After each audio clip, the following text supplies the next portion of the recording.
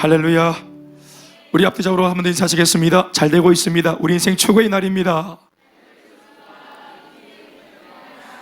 최고의 날이 아닌 것 같아도 인사를 그렇게 한번 해봅시다. 잘 되고 있습니다. 오늘 우리 인생 최고의 날입니다. 아멘이십니까? 예, 우리 고등학교 1학년 올라가는 우리 윤서의 간증 은혜가 되지요? 예, 예수 얼마 안 믿은 우리 초보 신자, 또 게다가 나이도 어리고 이렇게 예수 믿은 지 이제 1년 정도 되는 우리 아이가 또 하나님 앞에 고백하는 그 귀한 고백을 우리가 참 마음에 받았습니다. 말씀을 통해 본인의 그런 굳은 마음이 제거된 이야기를 나누어 줬는데 참 은혜가 되고 또 참 좋습니다. 할렐루야. 어떤 사람들은 아이고 아직 어리니까 순수하니까 그렇지 이렇게 말하지 말고 하나님의 말씀의 능력이 사람을 바꾸는 것이겠지요. 나이가 있어도 적어도 사람이 바꾸는 게 아니라 하나님의 말씀의 능력이 사람의 굳은 마음을 제거하는 겁니다. 제가 컨퍼런스를 제가 많이 갔는데 뭐 들었던 그런 설교나 메시지가 얼마나 반복되는 게 많았겠어요. 저 같은 경우는 그러니까 어떤 면에서는 제가 판단할 수 있는 그런 여지가 많잖아요. 저한테는 제가 2006년도부터 뭐 이걸 접했으니까 얼마나 오랫동안 말씀을 들었겠습니까? 그런데 뭐 감사한 것은 감사한 거죠. 그 말씀을 듣고 메시지를 들을 때 그것이 판단이 되어지거나 그걸로 인해서 내가 막 똑같은 거 또 하네 이런 마음을 가져보지 못했다는 게 참 감사합니다. 하나님께 늘 들을 때마다 나를 돌아보게 되고 또 깨닫게 되고 또 회개하게 되고 기도하게 되고 또 내가 기꺼이 시간과 물자를 투자해서 이것에 잘 왔다 하는 그런 깨달음과 감격이 느리는 것 같아서 참 감사한 컨퍼런스입니다. 여기 우리가 이제 오늘 설교 말씀을 들고 섰는데 여기 제목에도 오늘 이렇게 적고 있죠. 시작. 사사기를 보면은 제가 언급하지만 B급 인생들이 많이 출몰합니다. 하나님께서 하나님의 나라를 이루어 가시고 하나님의 백성을 구원함에 있어 가지고 들어 쓰시는 인물 중에 A급 인생, 특별한 인생, 대단한 인생들을 하나님이 쓰는 게 아니고 개인기가 화려하고 대단한 인물, 능력자를 쓰는 것이 아니라 사사기를 보면은 하나님께서 그야말로 B급 인생들을 쓰십니다. 그러니까 제가 말하는 B급 인생이라고 하는 것은 좀 오해의 소지가 있는데 우리가 보편적으로 봤을 때 A다, B다, C다 이렇게 말할 수 없지만 우리가 보편적으로 봤을 때 그러니까 막 그냥 뭐 사람들이 볼 때 편견을 가질 만한 사람들, 일반적인 사람들이 편견을 가질 수 있을 만한 그런 어려움들이 있는 핸디캡이 있는 사람들, 그런 사람들을 굳이 우리가 표현하기를 B급, C급 이렇게 나눌 수 있다면 그런 인생이란 말입니다. 그리고 이러한 상황들은 오늘 김 목사가 말하는 지금 이 시대를 말하는 게 아니라 급수를 말하는 것은 그 시대 상황입니다. 그 시대, 옛날, 그러니까 고대 시대, 사사기가 적혔던 고대 시대, 그러니까 그러한 시대 가운데 가정에 어려움이 있었던 사람, 또 사생아로 부모에게 벌어졌던 사람들, 또 몸에 장애가 있었던 사람들, 또 고대 시대에 있는 여인들도 어떤 면에서는 정상적인 사람 취급을 못 받았어요. 지금 제가 하는 말이 아니고 그때 말입니다. 고대 시대 때. 그래서 여인들도 같이 이제 그런 뭐 별로 중요하게 인물이 중요하다고 생각하지 않았는데 하나님이 또 그런 여인들도. 그래서 보통 그 시대 당시에 중요한 사람, 특별히 중요한 사람 정도가 아니라 한 나라 전체를 구원할 만한 구원자다, 인물이다, 대단한 사람이다, 이렇게 볼 수 있는 리더급의 사람이라고 볼 때 방금 김 목사가 말씀드린 이런 류의 사람들은 그런 굉장한 영웅이 될 수 없는 거였단 말이에요. 그런데 오늘 본문에 등장하고 있는 이 기드온이라고 하는 사람은 어떤 하자가 있었는가? 이 사람은 내면적인 하자가 있었습니다. 그는 여자도 아니죠, 남자죠. 게다가 나이가 젊은 청년입니다. 게다가 자신의 인생에 전혀 어떤 뭐 장애나 어떤 그런 문제도 없습니다. 집안이 다 뭐 반듯하고 또 한 지파의 한 가문에 속해 있고 하나님의 백성이고 또 어릴 때부터 하나님의 말씀을 주일학교 때부터 말씀을 배우면서 자랐습니다. 그러니까 모태신앙이고요. 그리고 주일학교에서 신앙적으로 칭찬받으면서 말씀을 따박따박 받아 먹으면서 잘 자란 케이스의 사람이었어요. 기드온 말입니다. 어떤 면에서는 기드온은 B급 인생, 하자가 있는 인생이라고 볼 수 없는 것만 같아요. 그런데 아니에요. 오늘 본문의 말씀을 통해서 하나님께서 기드온에게 말을 거는데 기드온이 입을 열어서 하는 말을 들어보면 이 친구만큼 하자가 많은 사람이 없어요. 그 사람이 입을 다물고 있을 때 교회 오빠인데 입을 딱 여니까 자기 속에 있는 인격들, 말을 하니까 자기 속에 있는 신앙적인 가치관들, 자기 인생관들 이런 것들이 다 새어나오는 것입니다. 숨길 수가 없는 것이겠죠. 그러니까 그런 면에서 볼 때 대화를 쫙 들어보니까 우리가 허벅지를 딱 치면서 하는 말이 역시 기도원도 하자가 있는 B급 인생이었구나. 그런데 하나님께서 이런 하자가 있는 B급 인생을 또 들어서 하나님의 한 시대 영웅으로 또 그렇게 쓰시는구나. 이러한 역전 이야기를 우리가 듣게 되는 것입니다. 우리 이번에 컨퍼런스 갔을 때 나눔을 쭉 해보니까 다들 은혜를 제일 많이 받았던 그 강의가 굳은 마음이라는 주제의 강의였던 것으로 제가 파악이 됐습니다. 아마 굳은 마음이라는 강의가 은혜가 많이 되었다는 것은 우리 속에 굳은 마음이 많았던 모양입니다.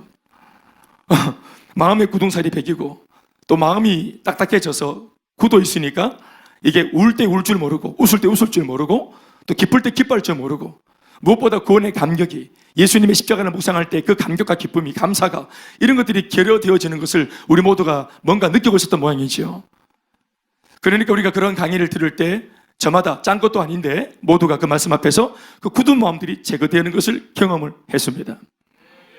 그래서 그 굳은 마음이 딱 제거되고 나니까 감정이 정상적으로 움직이고 생각이 정상적으로 움직이니까 하나님의 말씀이 들어오고 또 찬양이 되어지고 그리고 아이고 이것들 되게 나대네. 아이고 찬양하는데 꼭 저렇게 손 들고 찬양해야 되나? 또 저렇게 펄쩍펄쩍 뛰어야 되나? 이런 좀 삐뚤어진 감정들 윤서처럼 또 내 삶도 막 피가 나고 이렇게 삐뚤어진 마음들이 이게 바로 들어오면서 우리 윤서가 오늘 제대로 대표로 말해줬는데 마음이 딱 돌아오면서 이게 다 얼마나 좋은 것인지 이게 제대로 된 판단을 했다 하는 이 아이의 고백을 여러분들이 좀 도움으로 듣기 바랍니다.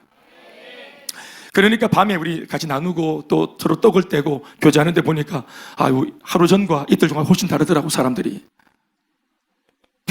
그래. 근데요 저는 그 굳은 마음이라는 강의를 들을 때 떠올랐던 사람이 하나 있었어요. 딱 듣는데 딱 떠오르는 거예요. 딱 떠오르는데 야 이건 내 얘기다. 내 얘기다 싶으면서도 딱 떠오르는 게 누구냐 부인 못할 정도로 머릿속에 딱 떠오르는 사람이 하나 있었어요. 그게 누구냐면은 그게 기도원입니다. 왜냐하면 저는 지금 기도원 설교를 하고 있거든요. 지난주부터. 그리고 이번 주에도 제가 기도원에 대한 설교를 하려고 말씀을 이미 묵상을 했어요. 또 이 본문을 딱 마음에 담아놓고 제가 그 컨퍼런스 갔거든요. 그러면서 굳은 마음을 딱 듣는데 딱 떠오르는 사람이 기도원인 거예요. 그러면 기도원이 기도원만 우리가 이 강의를 통해서 떠올랐겠습니까?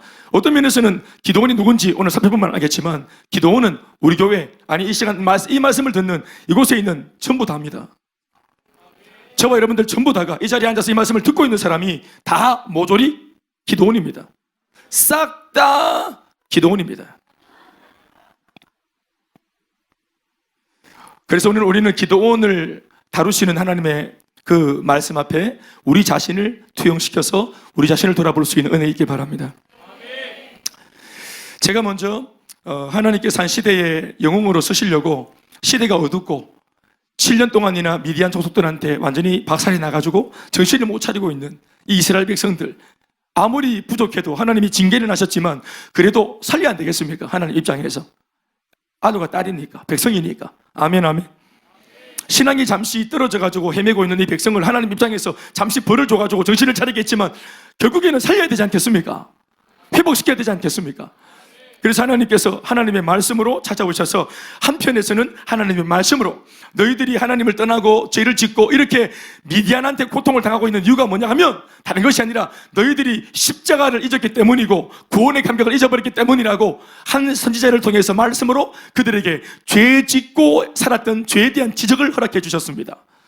아멘 아멘.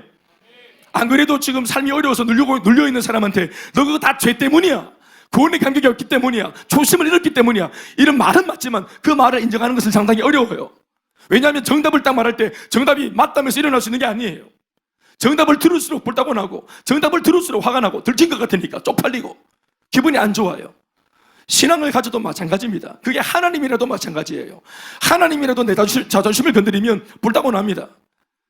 그러니까 이 사람들이 구원을 원해서 하나님께 기도했는데 하나님께서 말씀으로 찾아오셔서 말씀으로 딱 뭐를 주냐 하면은 살 길, 회복될 길, 비상구, 탈출구 이런 걸 말해주는 게 아니라 너의 죄를 말씀으로 딱 지적해 주시는 거예요. 애굽을 탈출한 것을 잊었니? 홍해바다 건넌 걸 잊었니? 너희들이 한 게 뭐가 있니? 100% 하나님이 하지 않았니? 내가 했지 않았니? 그러면서 막 이걸 막 말씀으로 은혜 주신 분이 은혜로 막 우리를 이렇게 막 협박하니까 할 말이 없잖아요. 여러분들 할 말이 있으세요? 우리는 십자가 앞에 딱 서면 입이 100개라도 쑥쑥 들어갑니다.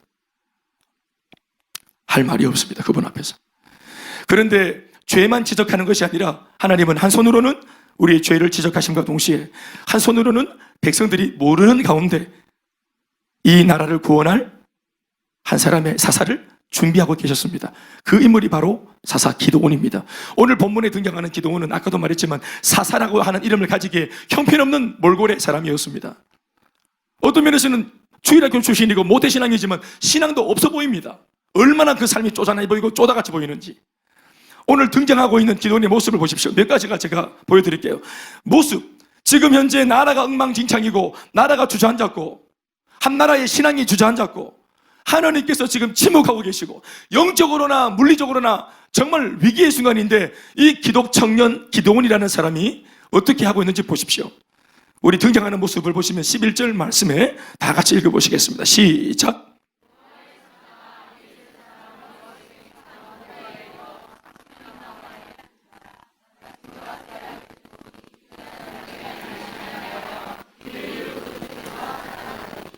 쉽게 말하면 엄동설안에 먹을 양식이 없어서 7년 동안이나 미디안 사람들 때문에 먹거리를 다 빼앗겨가지고 먹을 양식이 없어서 굴파고 산에서 살았는데 이 기드온이라는 청년이 어떻게 감춰놨는, 예를 들어서 건빵 한 봉지가 있었어요.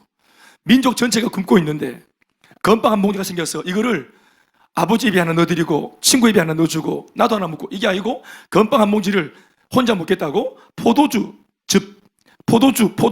열매를 발로 밟아가지고 포도주를 만드는 틀 안에 들어가서 혼자 완전히 엎드려가지고 거기서 이 건빵을 입으로 먹고 있는 겁니다. 그것도 소리 날까봐 녹여서 먹는 거 있잖아요. 별사탕 이런 거 절대로 깨물지 않고 살살 녹이면서, 이게 이제 이렇게 먹으면은 건빵 한 모지 먹는데 한 5시간 걸립니다. 얼마나 사람이 얌체 같고 보잘것없고 쪼다 같습니까? 그렇지 않습니까? 제가 군대를 갔잖아요. 제가 해병대 갔거든요. 포항에. 여름에 가도 해병대는 춥습니다. 8월 달에 갔는데도 9월 달 됐는데 막 춥더라고요. 훈련소 갔는데 훈련소에서 열심히 저는 적극적으로 군생활을 해보려고 다짐하고 갔어요. 그런데 그 형님들이 사살해라 하는 걸 내가 아닙니다. 해병대가 열심히 해야죠 하고 딱 들어갔대. 그래서 들어갔는데 형님들 말이 그게 맞는 말입니다. 앞에 있는 교관들이 뭘 시키는데, 자, 가방끈 긴 사람들 뭐 손 들어보라 하고, 그림 잘 그리는 사람들 손 들어보라 하고 막 부르는데 차출하더라고. 그래서 뭘 시키고 하는데, 아, 그거 나도 하고 싶다는 마음이 들었어요. 적극적으로 하고 싶어가지고. 누가 하는 말이, 교관이 나와서 하는 말이, 글자를 잘 쓰는 사람, 글씨를 잘 쓰는 사람 손 들어보라 하길래 내가 글씨를 좀 쓰거든요. 그래서 손을 딱 들었어요. 그랬더니 앞으로 나오라 그래. 앞으로 너는 훈련소에 있는 4주 동안 지금부터 이제 글씨 작업원이다 하더라고요. 예, 글씨 작업원. 그래서 작업원인데 글씨 작업원이에요. 그게 뭔지 몰랐는데 뭐 서류 같은 거 정리하는 거예요. 그래서 내가 야, 정말 내가 적극적으로 하려고 마음먹었더니 진짜 훈련 빡세고 해병대 훈련소 빡센데, 야, 나는 글자 쓰고 사무실에 앉아 있겠다. 야, 이게 웬 행정고 사무실은 또 에어컨이 틀고 하니까 야, 이 사무직으로 빠지는 갑다 싶었는데 그게 아니고, 낮에는 내 똑같이 총 들고 설치고 훈련하고, 그리고 6시에 다 일과 마치고 다 내부실에서 샤워하고 들어갈 때 나는 작업실에 들어가서 글자 쓰는 거예요. 새벽 2시까지. 그리고 똑같이 아침 6시에 기상하고. 가만히 생각해보면 제가 잘 된 겁니까? 손해본 겁니까? 완전히 말리쁘지요. 예? 잘난 체 하다가. 그래서 그 당시만 해도 워드가 잘 안 됐기 때문에 다 손으로 썼는데, 이력서 이런 것들 그거를 막 다 날려서도 안 돼. 정자로 딱딱 쓰는데 힘들어 죽겠어요. 총 들고 훈련하는 게 힘든 것보다 글씨 쓰는 게 나는 악몽으로 남아있어요. 훈련소에서. 그래서 이제 막 한 3주를 고통스럽게 말을 못하고 정말 마음도 안 좋고 삐딱하고 정말 속상하더라고. 훈련 다 받고 보초 다 쓰고 글자 쓰니까 얼마나 열받아. 너는 일 안 받나? 애주는 것도 없고 애누리도 없고 그러니까 얼마나 열받아요. 그런데 막 정말 막 예수 믿으니까 겨우 참았어요 진짜. 그런데 3주 작업을 다 마치고 마지막 마침표를 딱 짓는데 그 상병, 그게 저 해병방입니다. 해병방이 해병대 옷을 딱 입었는데 나중에 알고 보니까 방위더라고요. 지금도 그분을 찾고 있습니다. 그 방위가 얼마나 저를 갈궜어요 사실은. 겁을 주고. 그래서 내가 열심히 했는데, 아이고 마침표를 딱 찍으니까 자기가 원래 해야 될 건데 나중에 보니까 내가 했더라고요. 그 건빵 한 봉지, 군용 건빵을 나한테 딱 주더라고요. 그래, 무락 하면서. 그래서 제가 훈련소 가면은 잘 못 먹으니까 군용 건빵 이게 완전히 진짜 막 완전 좀 끝내주는 거예요, 완전히. 천하를 다 가진 것 같아. 내가 막 빌 게이츠가 된 것 같은 느낌 있잖아요. 천하를 다 가진 거. 건빵 한 봉지 딱 잡았는데, 와, 정말 천하를 다 가진 것 같아.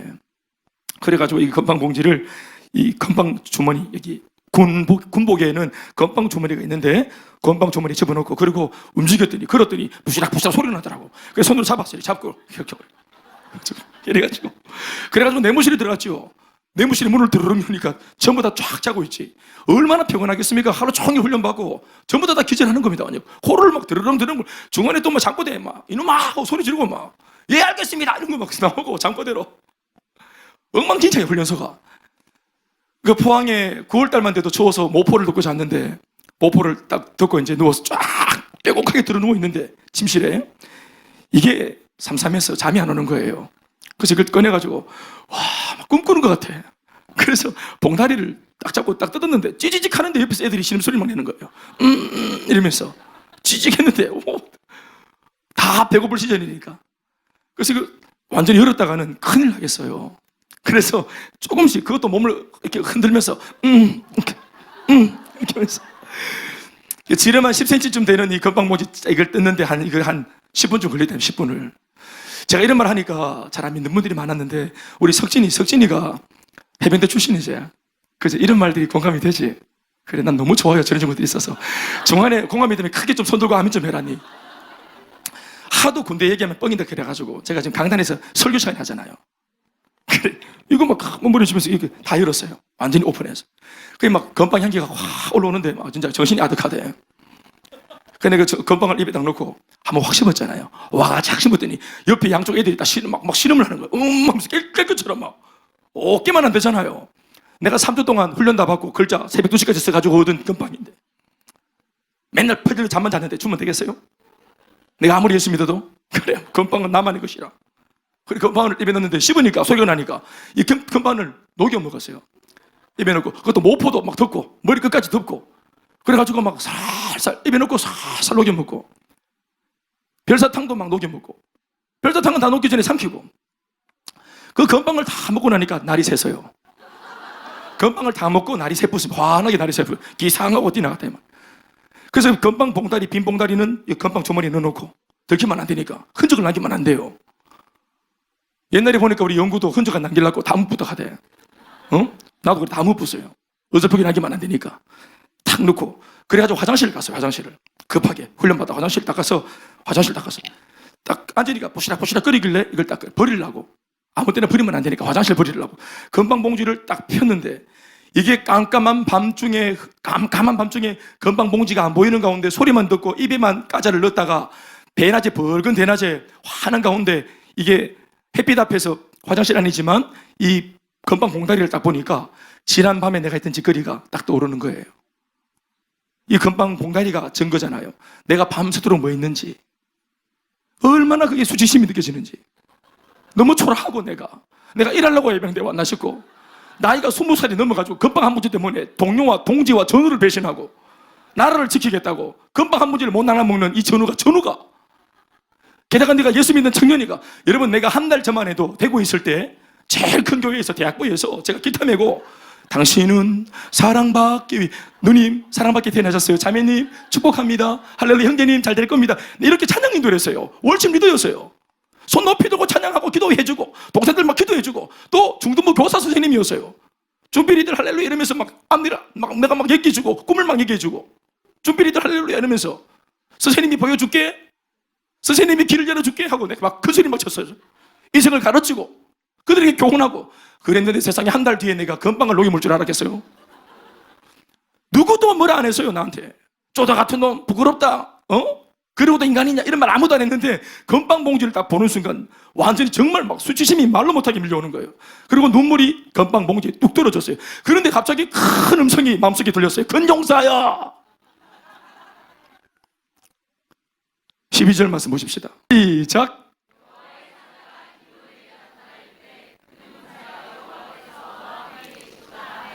여호와께서 너와 함께 계시도다. 지금 혼자 건빵 먹겠다고 엎드려서 바짝 엎드려가지고 동족들 다 배신하고 혼자 건빵을 살살 녹여 먹고 있는 이 순간에도 누가 함께 계시다고요? 여호와께서 함께 계시도다. 이럴 때는 여호와가 함께 안 계시는 게 좋습니다. 그런데 이럴 때도 여호와가 함께 계신다니까 건빵이 목에 몇 기쁜다 이 말이에요. 큰 용사여 했습니다. 지금 여러분 기도원의 모습이 큰 용사입니까? 아니, 큰 거 치우고 용사입니까? 나라 위에 전쟁을 있을 만큼, 전쟁을 할 수 있을 만큼 강력한 용사입니까? 큰 용사입니까? 대장부입니까? 얼마나 쪼잔합니까? 얼마나 부끄럽고 이기적이고 이렇게 부족한 사람인데 하나님께서 큰 용사라고 말씀해 주시잖아요. 그러면서 하나님이 한 것은 천사를 보내서 큰 용사여 하면서 격려하려고 이름 한번 불러준 것밖에 없는데 그때부터 기드온이 입을 열어서 하나님 앞에 말을 합니다. 중요한 것은 이때만 해도 기드온이 자기에게 말 거는 분이 하나님인 것을 모릅니다. 하나님의 천사가 오셨지만 천사인 줄도 모릅니다. 그냥 자기가 볼 때 좀 잘생긴 분, 천사처럼 보일 만큼 멋져 보이는 분, 뭔가 신앙적으로 뛰어나가 보이는 분, 그래서 말을 쉽게 내가 거절하지 못할 정도로 뭔가 매력이 느껴지는 사람 정도로 이 시간 느껴졌던 겁니다. 그래서 이 대화를 하는데 이렇게 말합니다. 13절 말씀에 기드온이 하는 말입니다. 시작.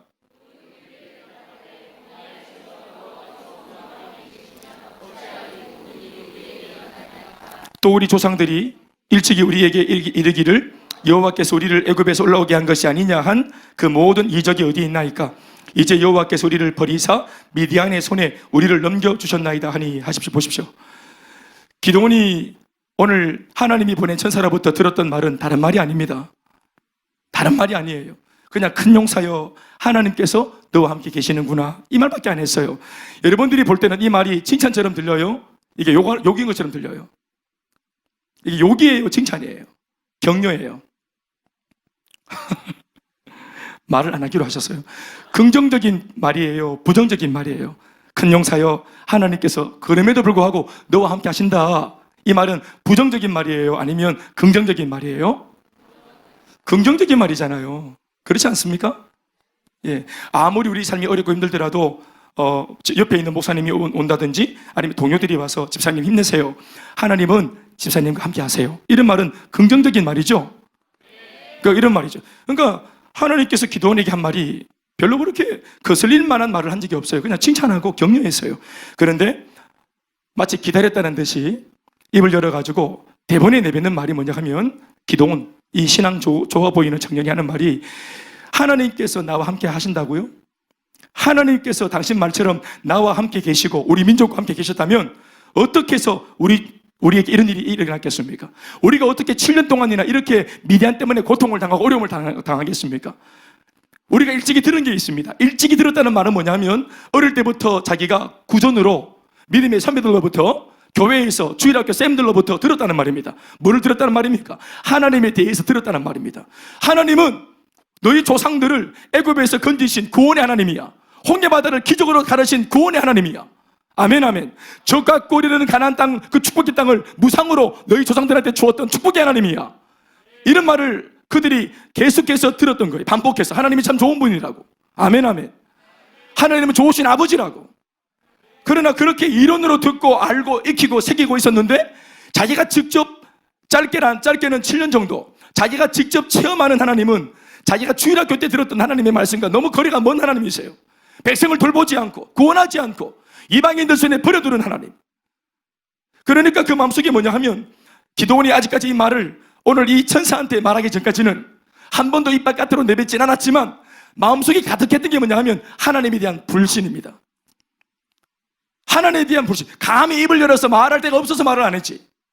자기 속에는 목구멍까지 이런 불만과 불신이 하나님에 대해서 상대가 하나님이지만 상대가 하나님이라도 그 속에 불평과 원망을 가지는 겁니다. 말만 못했지. 어떤 면에서는 기드온에게 오늘 천사가 하는 말이 너는 하나님을 어떻게 생각해? 너는 하나님을 어떻게 생각하니? 너는 작금의 사태를 어떻게 생각하니? 너는 현 정국을 어떻게 생각하니? 이렇게 물어봤다면 하나님이 좀 안 도와주시는 것 같아. 이렇게 대화가 서로 오갈 수 있지만 오늘 사실 천사가 내뱉은 말에 대한 기드온의 대답은 정말 동문서답입니다. 칭찬해서요. 하나님이 너와 함께 하신다고 칭찬해주고 격려해줬어요. 그 당시 사사기에서 살았던, 사사기 시대를 살았던 사람들의 고통은 뭐냐면 하나님이 나와 함께 하지 않는 것 같아서 이게 고통스러웠어요. 하나님의 임재가 안 느껴지는 게 이게 아픈 마음이 아픈 거였어요. 그런데 누군가가, 나는 몰랐지만 아이고 형제님 보니까 하나님이 함께 하시네요, 이런 말을 들으면 기분이 좋아야 되죠. 안 그렇습니까? 그런데 이 칭찬을 들었는데도, 긍정적인 말을 들었는데도 입을 열어서 대번에 하는 말이 하나님에 대해서 불평과 원망이 막 쏟아지는데, 그런데 이 불평과 원망 속에 결코 해서는 안 되는 말이 담기죠. 그게 뭐냐 하면 구원에 대한 은혜입니다. 하나님이 홍해바다를 건너게 하신 것에 대하여, 그 과거에는 우리를 구원하셨겠지만, 홍해를 가르셨겠지만, 그것은 전설이고 신하고 지금은 우리를 버리신 것이 맞다는 겁니다.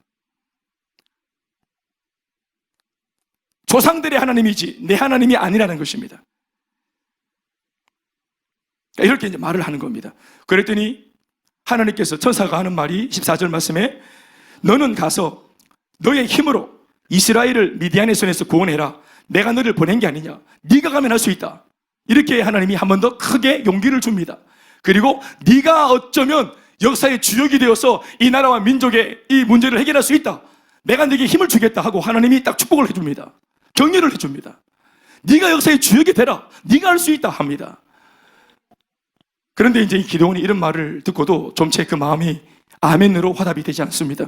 이런 말을 듣고도 기드온이 대번에 하는 말은 이런 것입니다. 15절 말씀 다 같이 시작. 그러나 기드온이 그에게 대답하되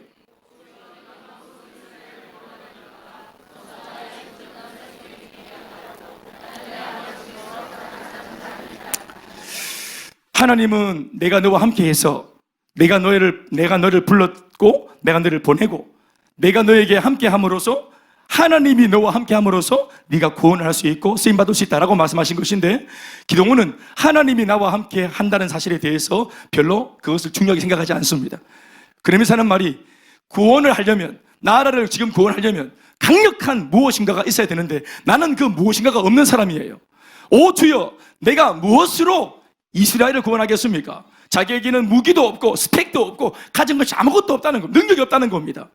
그러면서 자기 속에 있었던 낮은 자존감, 그것을 갑자기 어처구니 없이 고백하기 시작합니다. 묻지도 않았는데. 그게 뭐냐면, 보소서, 나의 집은 므낫세 지파 중에 제일 약합니다. 무슨 말인가 하면, 므낫세 지파라는 지파 자체가 이스라엘의 12지파 중에서 제일 약한 지파 중에 한 지파입니다.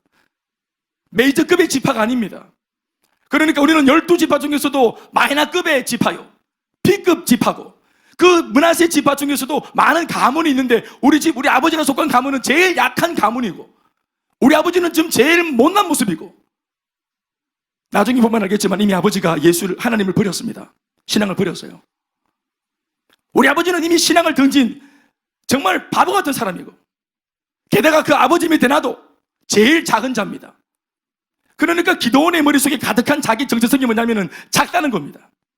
지파도 작고 가문도 작고 가정도 작고 아버지도 작고 나도 작고 돈도 없고 못생겼고 키도 작고 옥리에 버드랑리에 머리도 빠졌다는 거예요.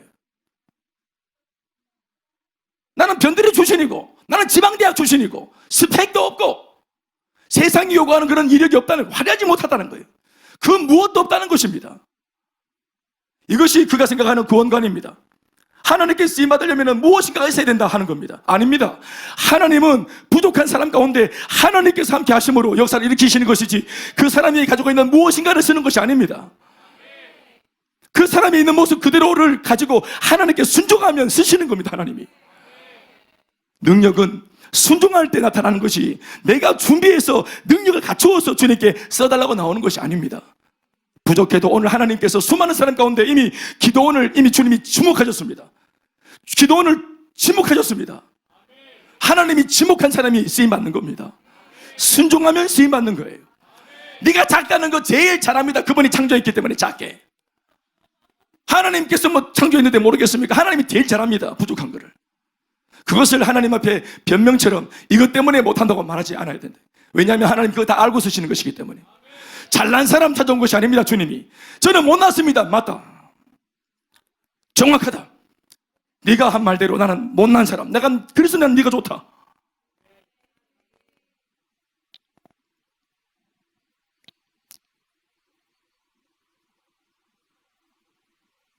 그러고도 하나님의 말씀이 끊임없이 내가 너와 함께하면 너 큰일 할 수 있다, 이렇게 말을 했더니 끝끝내 우기고 하나님을 부인하다가 마지막에 양보하면서 겨우 한다는 말이 뭐냐 하면 증거를 보여달라는 것입니다.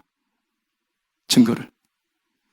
아직까지도 기도원은 자기가 대화하고 있는 사람이 하나님인 줄도 모르고 하나님께서 보내신 천사인 줄도 모르고 있습니다. 그래서 사람 하나 만나가지고 지금 계속 자기 마음속에 있던 이야기를 끄집어내는 것입니다. 그런데 그 대화의 내용을 보면은 상대방이 묻지도 않았는데 자기 스스로가 자발적으로 막 끄집어내는 이야기를 들어보면 전부 다가 부정적입니다. 하나님에 대한 생각도 부정적이고, 자기 민족에 대한 생각도 부정적이고, 자기 가문에 대한 생각도 부정적이고, 자기 자신에 대한 생각도 부정적입니다. 머릿속에 지금 기도원의 인생 전체는 완전히 부정으로 가득 차 있습니다. 큰 용사 아닙니다. 절대로 아닙니다. 완전히 그냥 부정으로 가득 차 있습니다. 하나님께서 아무리 할 수 있다고 말하고 외치고 선포해도 본인은 본인의 현실적으로 자기 입장에서 절대로 안 된다고 말합니다. 어떤 면에서는 그것이 하나님이 아니라 생각하고, 또 낯선 분이고 처음 보는 사람이니까, 이해관계가 없으니까 내가 하는 말을 들어도 별로 이해관계가 없기 때문에 그냥 이런 말도 하는지 모르겠습니다.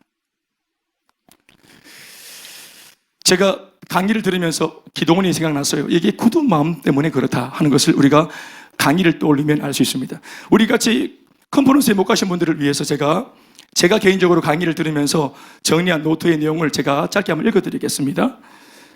한번 기르려고 들어보십시오. 일꾼을 세우는 목적, 그 궁극의 목적은 주님의 지상 명령을 따라 모든 민족을 제자 삼기 위한 것이다. 그러나 일꾼이 무너지면 어렵다. 무엇보다 무너지는 일꾼은 세워질 때와는 달리 이런 생각을 하지 않는다. 자신의 생각에만 몰입되어 있다. 비전, 사명, 하나님의 뜻, 이런 거 개념치 않는다. 두날개 교회 역시 이것이 문제다. 불같이 쓰임받던 일꾼이 한순간 무너지는 그 배경은 굳은 마음 때문이다. 졸업을 20번 해도 안 된다. 굳은 마음에는 말씀이 들어가지 않기 때문이다. 성령이 인도할 수 없다. 상처로 인한 굳은 마음, 이것이 먼저 제거되어야 한다.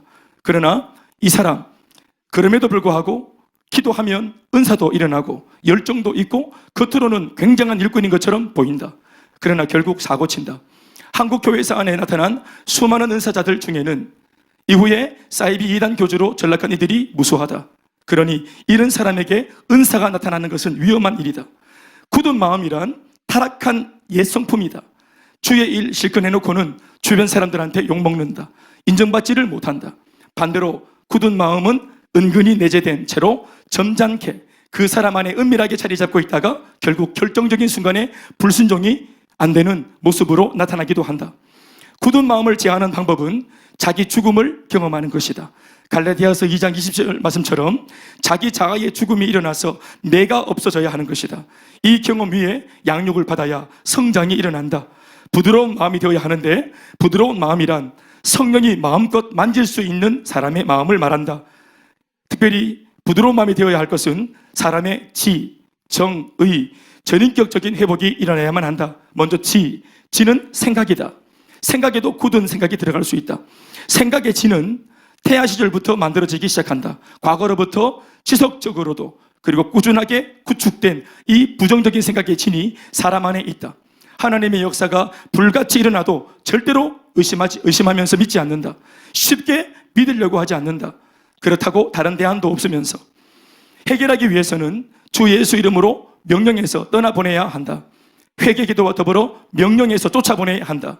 습관적이고도 부정적인 사고와 생각을 명령하고 강하게 떠나보내야 한다.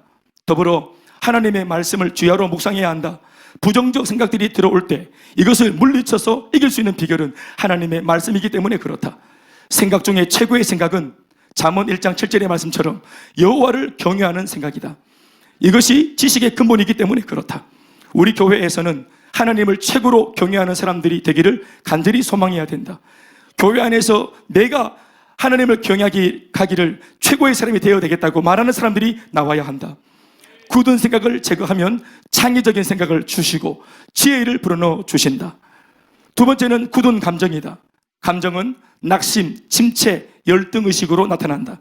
평소에는 괜찮다가도 어떤 상황이 만들어지면 그 사건과 상관이 없는데도 이 썩은 감정이 올라온다. 빌립보서 4장 6절에서 7절 말씀처럼 염려를 주님께 맡기고 믿음으로 기도해서 염려, 걱정, 근심을 떨쳐버려야 한다.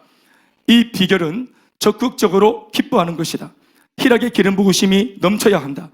감정을 훈련해야 한다. 슬퍼하는 감정, 부정의 감정이 아니라 희락의 기름 부으심이 넘쳐서 항상 스마일 할 수 있는 사람이 되어야 한다. 빌립보서 4장 4절 말씀처럼 기뻐하고 또다시 기뻐할 수 있는 기쁨의 감정이 충만해야 한다. 잠언서 5장 15장 13절 말씀처럼 밝은 감정을 소유한 사람이 되어야 한다. 마지막 세 번째, 의지에 굳은 것, 굳은 의지. 심지가 견고해야 한다. 의지를 훈련해야 한다. 심지가 견고한 것과 심지가 완고한 것은 다르다. 이것은 성령의 도우심을 받고 의지를 통제하는 것인데 금식이 좋은 방법이다. 육신이 살아있으면 생각을 그르치기 때문에 그렇다. 육신을 훈련시키는 것 참 좋은 방법이다. 식욕은 굉장한 욕구다. 적어도 리더는 한 주에 하루를 금식할 수 있어야 한다. 자기 훈련, 의지 훈련이다. 자기 스스로 순종이 되고 있는가 스스로를 말씀 앞에서 시험해 봐야 한다. 큐티해 보면 알 수 있다. 내가 오늘 묵상한 말씀 앞에서 구체적인 적용과 실천을 행할 수 있는 순종이 될 수 있는 사람인가 하는 것을 체크해 봐야 한다. 이것이 바로 성령 안에서 내가 지금 통치받고 있는 사람인가 하는 것을 알 수 있는 비결이다. 아멘. 오늘 지정의에 우리가 말을 했는데 굳은 생각, 지, 그리고 굳은 감정, 그리고 굳은 의지, 이 세 가지가 바로 굳은 마음에서 나온다 했습니다. 에스겔서 36장 26절에서 27절을 보면 이렇게 적혀 있습니다. 다 같이 읽어보시겠습니다. 시작. 또 새 영을 너희 속에 두고 새 마음을 너희에게 주되 너희 육신에서 굳은 마음을 제거하고 부드러운 마음을 줄 것이며 또 내 영을 너희 속에 두어 너희로 내 율례를 행하게 하리니 너희가 내 규례를 지행할지라. 아멘이십니까? 그러니까 굳은 마음을 가지고 있으면 하나님의 율례를 행하지 못하는 것입니다. 오늘 기도원을 떠올려 봅시다. 마침 우리가 만난 이 본문 안에서 기도원을 떠올려 봅시다. 제가 볼 때는 10중 8구 기도원이 정확하게 이 상태의 사람입니다. 기도원은 입으로는 나라를 걱정하는 듯 보입니다. 만난 사람 처음한테 하는 말이 나라가 이 모양 이 꼴이 되도록 하나님 뭐 했습니까? 이게 나라입니까? 이게 신앙입니까? 이게 교회입니까? 하고 있습니다. 이건 아니잖아요. 과거에 하나님이셨지 지금은 아닌 것 같아요. 우리는 버린 것 같아요. 그러니까 뭔가 하나님께 굉장한 불만이 있습니다. 하나님 나라를 되게 걱정하는 하는 것처럼 보입니다. 하나님 이러면 안 된다는 거죠. 그 속에 의협심도 있고 정의도 있습니다. 그렇게 보입니다. 그러나 막상 하나님께서 네가 해라. 그렇게 고민하는 네가 한번 해봐라. 내가 너와 함께 해줄게. 네가 한번 달려가봐라. 내가 너에게 힘을 실어줄 테니까. 미디안 전체 악한 그 이민족을 칠 때 네가 마치 그 수십만의 적군을 한 사람 치듯 할 수 있도록 내가 능력을 부어주마. 네가 한번 해보자 라고 말할 때 본인은 어떻게 말합니까? 정작 자기는 못한다 합니다. 자기는 능력이 없다 합니다. 자기는 작다고 합니다. 말은 부정적이고 그리고 의지도 굳은 의지라 행동할 줄 모릅니다. 헌신할 줄 모르고 먼저 엎드릴 줄 모르고 의지는 굳어 있어요. 얼마나 더딘지 모릅니다. 그런데 뭐가 하나 아주 빠릅니까? 입 하나가 빠르죠. 입이 빠릅니다. 사랑하는 여러분, 근데 이 말씀의 핵심이 뭐냐 하면 이런 하자가 있어 보이는 굳은 마음의 기도원을 하나님께서 알고 찾아가신 겁니다. 알고 가신 거예요. 어떤 면에서는 여러분, 기도원이 혼자 이런 것이 아니라 그 당시 민족 전체가 이 모양이었습니다. 7년을 외세로부터 공격당해서 먹거리, 입을거리, 의식주를 다 빼앗기고 완전히 종처럼 식민지에서 식민지 생활을 했고 마치 노예처럼 살았어요. 그리고 산에서 굴을 파고 살았어요. 그 사람이 얼마나 기가 죽었겠습니까? 머리는 하나님을 알고 있어요. 일찍이 들었던 말씀들을 지금 암송하고 있잖아요. 말씀을 알고 있습니다. 은혜도 알고 있어요. 머리는 알고 있습니다. 그런데 중요한 것은 지금의 오늘 내가 만난 이 문제를 돌파할 힘이 없다는 것입니다. 자신 안에 굳어있는 것들을 돌파할 힘이 없다는 것입니다. 그런데 놀라운 게 뭔지 아세요? 하나님께서 이런 것들에 대해서 다그치지 않고 있는 그대로를 다 받아줍니다. 대화를 다 받아줍니다. 불평, 원망 한 번도 입 다물어라 하지 않고 다 받아줍니다. 심지어는 증거를 대봐라 하는 이 말에도 이 여호와의 사자가 답을 줍니다. 내가 너를 도와주겠다. 증거를 보여주겠다. 그러면 내가 증거를 보기 전에 기도원이 하는 말이 내가 쫓아가서 당신 보니까 뭔가 용한 사람 같은데 내가 준비한 이 음식을 먹고 배불리 먹고 만족하면은 나한테 축복해달라고 기도받을 욕심으로, 이 영적인 욕심으로 숨겨놓았던 비상양식을 가지러 갑니다. 그 비상양식이 뭐냐 하면 바로 양고기와 그리고 또 뭡니까? 무교평 그리고 국입니다. 고기와 떡과 국입니다. 따라합시다. 고기, 떡, 국. 이걸 이제 가지러 옵니다. 그러니까 7년 동안 먹을 거리가 없는데 어디서 이걸 가져왔는지 모르겠어요. 그러니까 그만큼 자기가 축복받고자 하는 마음이 있어가지고 이 용해 보이는 사람 앞에 자기가 그 음식을 끄집어내 옵니다. 어떤 면에서는 민족 전체가 먹고 살려고 숨겨놓은 비상양식인지 모르겠습니다. 근데 그것을 이 용한 사람한테 내놓습니다. 사실 여기까지만 해도 기도원이 끝까지 이기적인 사람이라요. 복도 혼자 받으려고. 자, 저를 보십시오. 말씀을 마무리하겠습니다. 천사가 있는데 기도원이 이걸 들고 왔어요. 그러니까 천사가 시키는 거예요. 네가 가지고 온 것 중에서 고기랑 떡은 바 위에 올려놔봐라. 바 위에 올려놨습니다. 그리고 가지고 온 국은 어떻게 하냐? 국은 고기와 떡 위에다가 부어버리라. 국을 고기와 떡 위에다 부었습니다. 자, 물어봅시다. 손님한테 대접하는데 없는 중에 음식을 정말 어렵게 준비해왔습니다. 고기와 떡을 해왔습니다. 그런데 국을 고기와 떡 위에다 부어버렸습니다. 이거 이 손님이 지금 잘하는 겁니까? 못하는 겁니까? 손님이 잘못하는 거죠. 어렵게 장만한 이 음식 앞에 할 수 있는 게 아니죠. 근데 그렇게 하잖아요. 그 뭐냐면은 이 국을 부음으로써 고기도 망치고 빵도 떡도 망친 겁니다. 어떤 면에서는 망쳐버린 겁니다. 그런데 이 사자가 기도원이 보는 앞에서 지팡이를 하나 들어가지고 밥 위를 딱 치니까 그 젖어있는 고기와 떡 위에 불이 붙습니다. 하나님의 불이 확 일어나서 하나님의 임재의 불이 타오르면서 그 고기와 떡을 불사지릅니다. 다 같이 아멘 하십시다. 여러분, 고기에 붙은 불, 떡에 붙은 불, 그것도 물이 젖어 있는, 절대로 불이 붙을 수 없는 가운데 있는 이 젖어 있는 이미 배려버린 음식 위에 붙은 이 불이 뭐를 의미할까요? 여러분, 고대 시대 이스라엘 백성들은 바위에 올려놓은 이 고기와 떡에 붙은 불 그럴 때 대반 떠오르는 게 있습니다. 그게 뭐냐 하면 바로 하나님께 드리는 불의 제사입니다. 번제의 제사입니다. 여러분, 지금 이스라엘 백성들은 하나님께 예배 드릴 만한 능력이 없습니다. 신앙이 없어요. 죄가 좋고 예배를 잃어버린 지가 오래됐어요. 하나님 앞에 정성을 담아서 드린 그런 불의 예배, 번제물의 예배, 번제물 드려본 적이 없습니다. 오래되었습니다. 하나님은 그들로부터 예배를 받아본 적이 없습니다. 오래되었습니다. 예배가 없다는 것은 관계가 깨어진 걸 말하는 겁니다. 그런데 오늘 기도원이 자기가 자의로 드린 예배는 아니지만 자기는 자기 욕심으로 자기가 축복받으려고 아주 이기적인 마음으로 내미는 이 음식을 통해서 이것을 이기적인 인간의 마음을 오히려 역전시켜서 하나님은 이것을 기도원이 드리는 예배로 역전시켜서 받아버리십니다. 아멘이십니까? 예배를 드리고자 하는 마음이 아닙니다. 그런데 하나님께서 축복을 주겠다고 하는 작정을 가지고 왔기 때문에 하나님의 의지로 그 인간적인 이기적인 마음을 예배로 바꾸시는 것입니다. 아멘이십니까? 우리가 컨퍼런스 갈 때, 수련회 갈 때 전부 다 이기적인 마음으로 갑니다. 혹은 그냥 갑니다. 친구가 가니까 막 따라갑니다. 안 가면 욕먹을 것 같으니까 따라갑니다. 친구가 가니까 막 따라갑니다. 이기적인 마음이나 혹은 생각 없이 갑니다. 그렇지만 그런 꼴로 간 예배지만 하나님은 말씀을 주시고 은혜를 주시고 이 예배 시간에도 여러분, 우리가 정말 사모에서 나온 사람도 있지만 마지못해 나온 사람 몰라요. 억지로 나오는 사람 몰라요. 우연히 나온 사람 있는지 모르겠어요. 그러나 내 의지가 안 담기고 내 마음이 안 담겨도 하나님은 이 자리에 앉아있는 이상 당신의 전적인 역사와 능력으로 이것을 예배의 마음으로 바꾸시는 것입니다. 억지로 왔지만 말씀 듣다 보면 은혜가 되고 억지로 왔지만 예배를 드리다 보면 은혜가 되는 것입니다. 그것이 하나님이 우리의 마음을 바꾸는 것입니다. 하나님께 드리려고 가져온 고기가 아닙니다. 하나님께 드리려고 가져온 떡이 아닙니다. 국이 아닙니다. 오히려 국을 거기다 부어가지고 망쳐버렸습니다.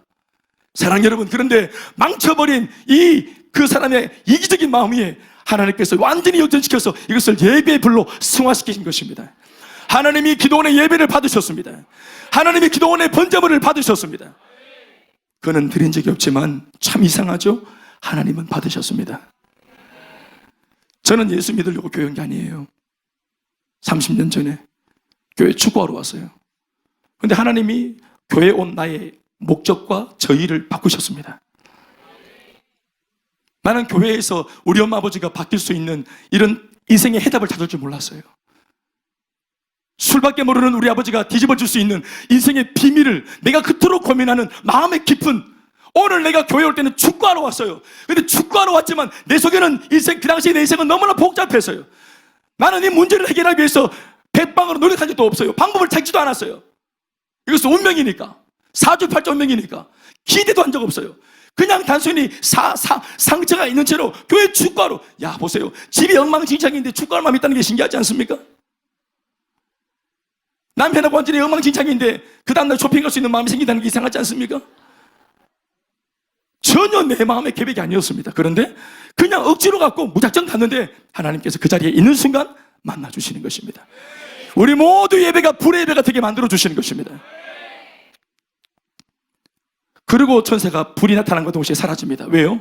이제 하나님인 것이 증명되었기 때문에 더 이상 나타나서 보여줄 필요가 없는 것입니다. 그래서 그때부터는 음성으로 말씀하시는 것입니다. 이제서야 이 불을 통해서 영적인 눈이 뜨여집니다. 굳은 마음이 불의 예배를 드리면서 그 굳었던, 이게 영원할 것 같았던 굳은 의지, 굳은 생각, 굳은 마음이, 굳은 감정이 완전히 벗겨지면서 하나님의 존재 앞에 내가 있었구나, 내가 하나님 앞에서 부정적인 말을 했구나, 하나님 앞에서 내가 부정적인 마음을 가졌구나, 내가 이때까지 버티고 내가 막 이렇게 실갱했던 사람이 이게 하나님이셨구나, 내가 미쳤지 하는 마음이 생겨서 그때 완전히 엎드려서 나를 죽여달라고 말합니다. 말씀 읽어보시겠습니다. 22절 시작. 기드온이 그가 여호와의 사자인 줄 알고 이르되 슬프도소이다. 주 여호와여, 내가 여호와의 사자를 대면에서 보면서도 이렇게 죄악 가운데 내가 하나님을 봤다는 거예요. 내가 이렇게 죄 가운데, 더러운 마음 가운데 여호와를 대면했다는 거예요. 나는 죽음마땅하다는 거예요. 방금 그 불이 나한테 붙는 것이라 두려움을 가졌습니다. 죽음의 두려움. 그때 주님께서 하신 말씀이 뭡니까? 시작.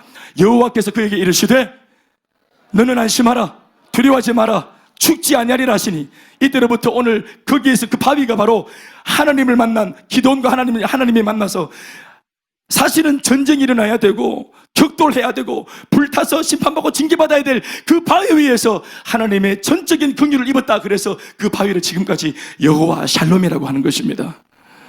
사랑하는 여러분, 하나님은 샬롬의 하나님이십니다. 하나님이 오늘 기드온, 그 못 나빠진 기드온, 굳은 마음을 갖고 있는 그 기드온, 부정으로 가득 차 있는 기드온을 찾아오신 이유가 뭔 줄 아십니까? 도와주러 오신 겁니다. 살려주러 온 겁니다. 변화시키러 오신 겁니다. 야단치러 오거나 지적하러 오시거나 빈대주러 온 것이 아닙니다. 그래서 그 개인이 완전히 회복되어지고 난 뒤, 그 뒤를 나중에 읽어보시면 알겠지만, 이렇게 먼저 개인의 회복, 개인의 변화, 개인의 성장을 경험한 이 한 사람이 나라와 민족을 급기야 구원하는 것입니다. 말씀을 맺겠습니다.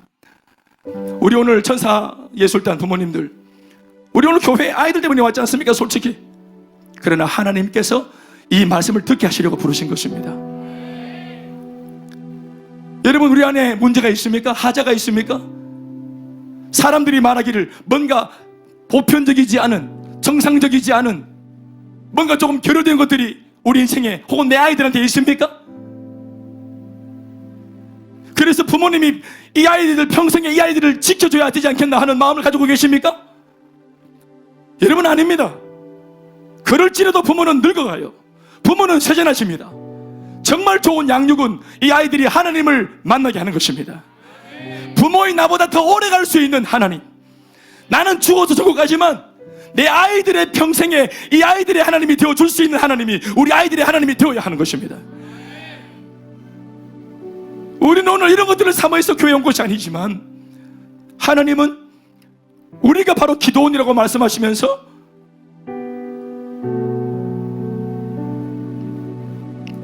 우연히도 찾아온 이 걸음을 예배가 되게 하셨습니다. 하나님께서 우리 아이들 평생의 하나님으로, 여호와 샬롬의 평강의 하나님으로 함께 하실 것입니다. 이곳에 있는 여러분 다 마찬가지로 우리가 어떠한 마음으로 예배에 왔든지 아무런 상관이 없습니다. 하나님이 불러서 아무나 올 수 없는 곳에 오게 된 것입니다. 심지어 우리 마음이 어떠하도 관계없습니다. 하나님이 우리의 마음을 갈아보십니다. 안 예배의 마음도 예배의 마음으로 바꾸시는 것입니다. 왜인 줄 아십니까? 우리를 사랑하시기 때문입니다. 우리가 회복되어지면 우리 뒤에 우리가 도와야 할 나라가 기다리고 있습니다. 도탄에 빠진 민족이 우리의 회복을 기다리고 있습니다. 타락하고 변절되어질 수많은 피조개가 나은 사람의 변화와 회복을 간절하게 기다리고 있습니다. 우리가 빠르게 회복되어지면, 우리가 빠르게 세워지고 건강해지고 굳은 마음이 제거되어지면 불같이 쓰임받게 될 것입니다. 우리 회복되지 않은 사람이 미디안 정권을 한 사람 치듯 쓰임받는 일에 우리가 부름받게 될 것입니다. 저는 이번에 컨퍼런스 가서 무엇보다 기뻤던 것은 동지들을 많이 보았습니다. 같은 마음 같은 마음으로 달려가는 많은 목사님들 보면서 우리가 복도에서 길에서 만나 껴안고 어리같이 정말 눈물을 흘렸습니다. 동일한 현장 속에 일꾼을 세우려고 몸부림쳐도 잘 세워지지 않는 환경 속에, 눈물로 세워도 세워지지 않는 환경 속에 두날기로 날아올라 전 세계 두날기로 날아오는 선교하고자 하는 간절한 마음이 있지만 비전이 큰 만큼 역경과 시련이 크다고 배웠지만 모든 환경들은 만만치 않습니다. 그래도 우리는 살아남아서 그 자리에 왔고 말씀을 듣고 회복하려고 간절한 마음으로 왔더랬습니다. 그러니 동지와 전우가 같은 전쟁을 치르다가 만나니 다른 사람들은 잘 모르겠고 우리 목사들끼리는 눈물이 납니다. 형님, 아유 고생 많지? 아닙니다. 잘 되고 있나? 예, 목사님 잘 되고 있습니다. 힘든 건 없나? 뭐 우리 다 알잖아요. 끝까지 해야지, 돌파해야지. 김 목사, 예 맞습니다 목사님. 언제 한번 우리 교회로 부를게. 저도 한번 모시겠습니다.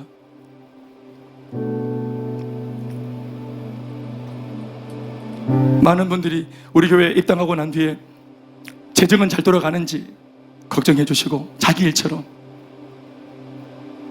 외국에서 온 인도 친구도, 필리핀에서 온 필리핀의 친구들도 목사님, 그리고 나서 뒤에는 영어로 하니까 못 알아들었어요. 전에 들으니까 목사님 교회 너무너무 가고 싶어요. 목사님 교회의 이 사건과 이야기가 우리 지금 필리핀의 비전센터를 지금 우리 건축하는 중에 있기 때문에 건물 규모도 비슷하고 해서 우리 모두의 로망이 되었다는 거예요. 큰 숲에 있으니까 우리도 할 수 있다고 말한다고 합니다. 우리가 그 사람들한테 소망을 주는 교회가 되었다 합니다. 아멘이십니까? 우리는 이렇게 날마다 누리는 복음과 비전인데 부족해도 제가 어제 동순교회 가서 우리 전도회 회장들 임원들 앞에 우리의 비전을 나누었더니 많이 감격해 합니다. 많이 은혜를 누립니다. 정말 놀라운 교회라 합니다. 문자가 왔습니다. 놀라운 교회. 목사님 안 바쁘면 우리 교회도 와서 우리 집안 식구들 좀 전도 좀 해달라 합니다. 우리 바쁩니다. 누구 교회는 누구가. 사랑하는 여러분, 이것이 우리입니다. 하나님께서 우리의 마음을, 이 굳은 마음을 제거할 때 우리 평생 하나님께 끝까지 쓰임받는 충성된 일꾼들 다 되시기를 주님의 이름으로 축원합니다. 하나님께 박수하시겠습니다. 우리 모두가 함께 기도